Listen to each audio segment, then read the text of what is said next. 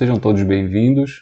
Esse é o canal do Lendo Humanas. Aqui iremos apresentar trechos de autores e autoras na área das humanidades.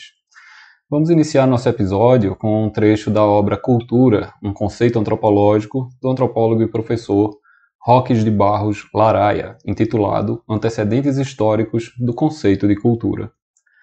No final do século XVIII e no princípio do seguinte, o termo germânico cultur era utilizado para simbolizar todos os aspectos espirituais de uma comunidade, enquanto a palavra francesa civilisation referia-se principalmente às realizações materiais de um povo.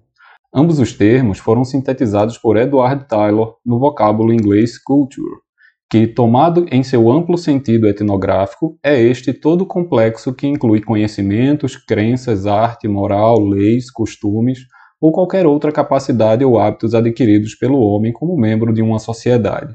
Com esta definição, Taylor abrangia em uma só palavra todas as possibilidades de realização humana, além de marcar fortemente o caráter de aprendizado da cultura em oposição à ideia da aquisição inata transmitida por mecanismos biológicos. O conceito de cultura, pelo menos como utilizado atualmente, foi portanto definido pela primeira vez por Taylor. Mas o que ele fez foi normalizar uma ideia que vinha crescendo na mente humana. A ideia de cultura, com efeito, estava ganhando consistência, talvez mesmo antes de John Locke, que em 1690, ao escrever Ensaio acerca do Entendimento Humano, procurou demonstrar que a mente humana não é mais do que uma caixa vazia por ocasião do nascimento, dotada apenas da capacidade ilimitada de obter conhecimento através de um processo que hoje chamamos de endoculturação.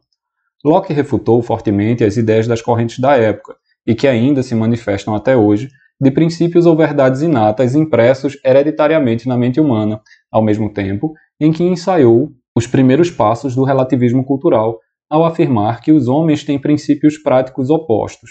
Quem investigar cuidadosamente a história da humanidade, examinar por toda a parte as várias tribos de homens e com indiferença observar as suas ações, será capaz de convencer-se de que raramente há princípios de moralidade para serem designados ou regra de virtude para ser considerada, que não seja, em alguma parte ou outra, menosprezado e condenado pela moda geral de todas as sociedades de homens, governadas por opiniões práticas e regras de condutas bem contrárias umas às outras.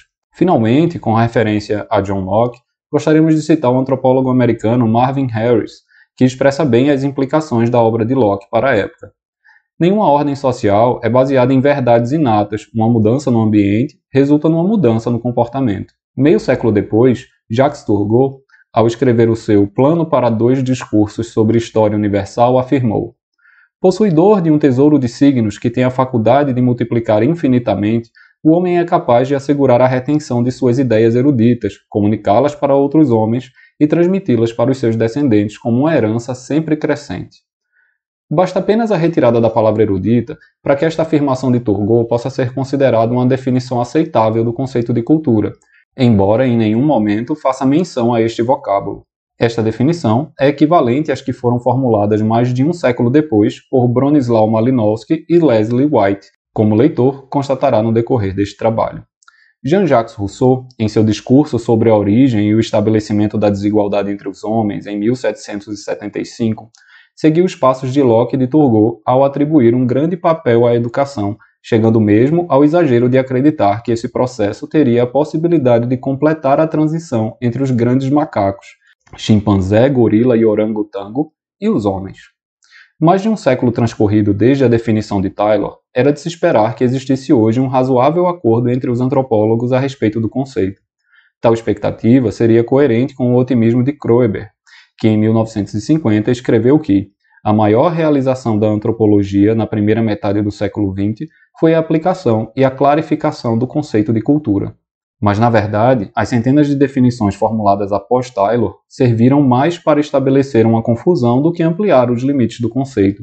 Tanto é que, em 1973, Geertz escreveu que o tema mais importante da moderna teoria antropológica era o de diminuir a amplitude do conceito e transformá-lo num instrumento mais especializado e mais poderoso teoricamente. Em outras palavras, o universo conceitual tinha atingido tal dimensão que somente com uma contração poderia ser novamente colocado dentro de uma perspectiva antropológica.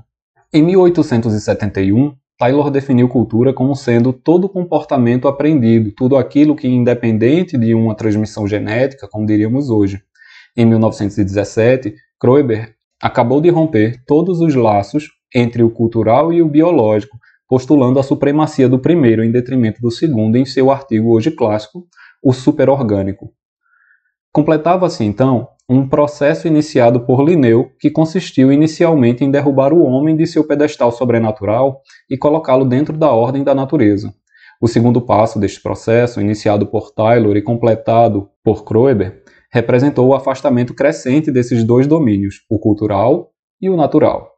O anjo caído foi diferenciado dos demais animais por ter a seu dispor duas notáveis propriedades: a possibilidade da comunicação oral e a capacidade de fabricação de instrumentos capazes de tornar mais eficiente o seu aparato biológico.